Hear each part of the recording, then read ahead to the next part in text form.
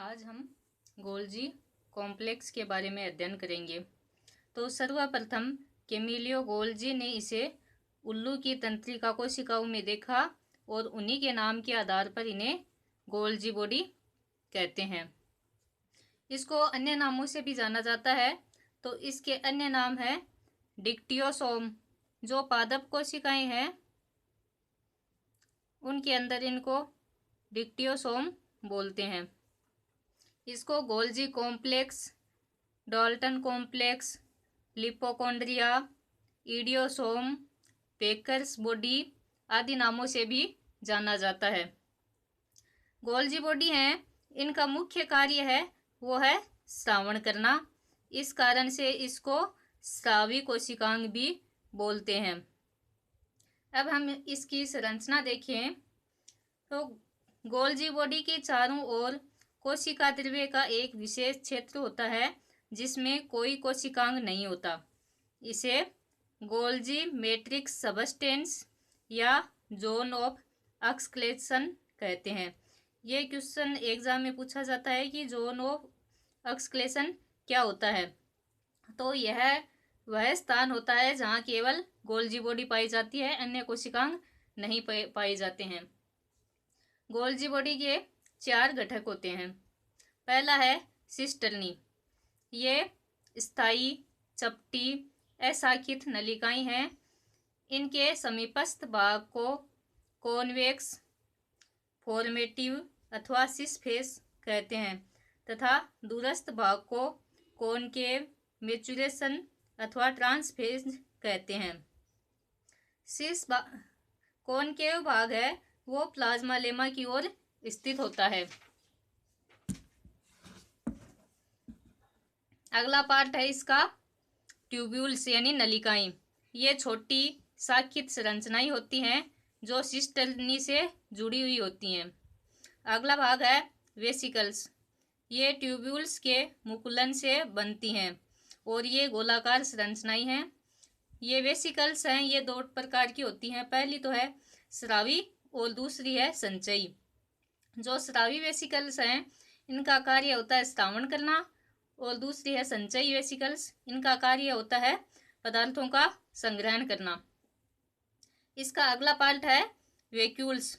ये दीर्घ गोलाकार संरचनाएं होती हैं जो दूरस्थ सिस्टर्नी की कॉनकेव, मैचुरेशन फेज से बनती हैं। इसमें ग्रंथिल घटक होते हैं।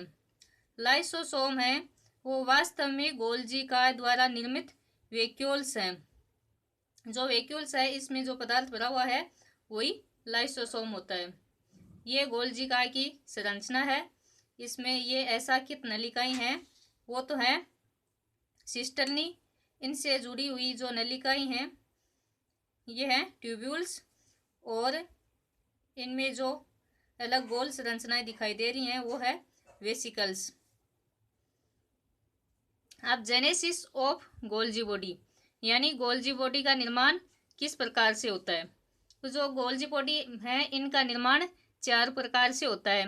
पहला है पूर्व उपस्थित गोल्जिका के विभाजन द्वारा, यानी गोल्जी बॉडी है वो पहले से उपस्थित हैं, उनके विभाजन के द्वारा भी नई गोल्जी बॉडी का निर्माण होता है। अगला है केंद्रक झिल्ली के बहिर्वलन द्वारा, यानी केंद्रक झिल्ली है वो बाहर की ओर वलन करके गोल्जी बॉडी का निर्माण करती है। अगला है प्लाज्मा झिल्ली के अंतर्वलन द्वारा। प्लाज्मा झिल्ली यानी जो कोशिका झिल्ली होती है वो अंदर की तरफ मुड़ करके गोल्जी बॉडी का निर्माण कर सकती है। अगला है एंडोप्लाज्मिक रेटिकुलम के द्वारा। तो इस 4 प्रकार से गोल्जी बॉडी का निर्माण हो सकता है। अगला पॉइंट है फंक्शंस ऑफ गोल्जी बॉडी, यानी गोल्जी बॉडी के कार्य क्या क्या होते हैं। तो इनका पहला कार्य है सिक्रेशन यानी स्रावण। यह गोल्जी बॉडी का मुख्य कार्य होता है। गोल्जी बॉडी सिस फेज से विभिन्न रसायन प्राप्त करती है तथा ग्लाइकोसाइलेशन ट्रांसफरेज एंजाइम द्वारा रूपांतरित करके ट्रांसफेज द्वारा इन्हें बाहर निकालती है। यानी जो नीचे की फेस है इसको बोलते हैं सिस फेस या फॉर्मिंग फेस।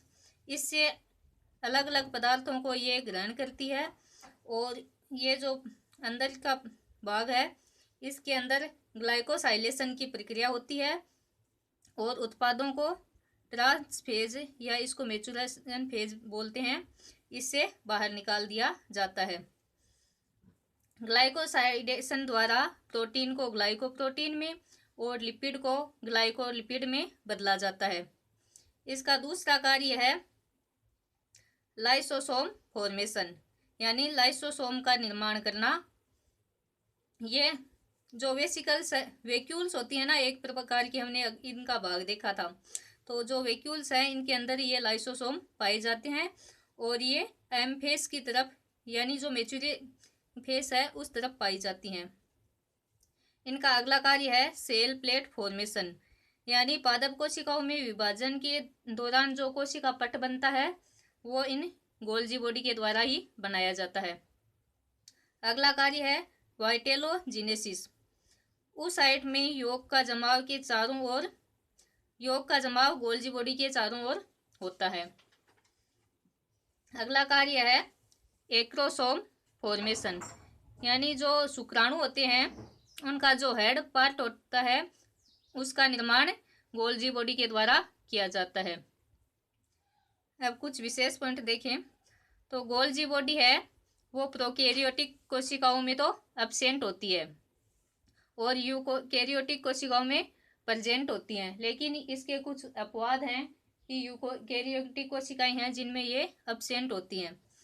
तो पहला है ह्यूमन आरबीसी में ये एब्सेंट होती है और पादपों में चाल नलिकाओं में एब्सेंट होती है और कवकों में भी एब्सेंट होती है और ब्रायोफाइटा व टेरिडोफाइट पादपों के युग्मकों में एब्सेंट होती है। इनके अलावा ये सभी यूकैरियोटिक कोशिकाओं में पाई जाती है।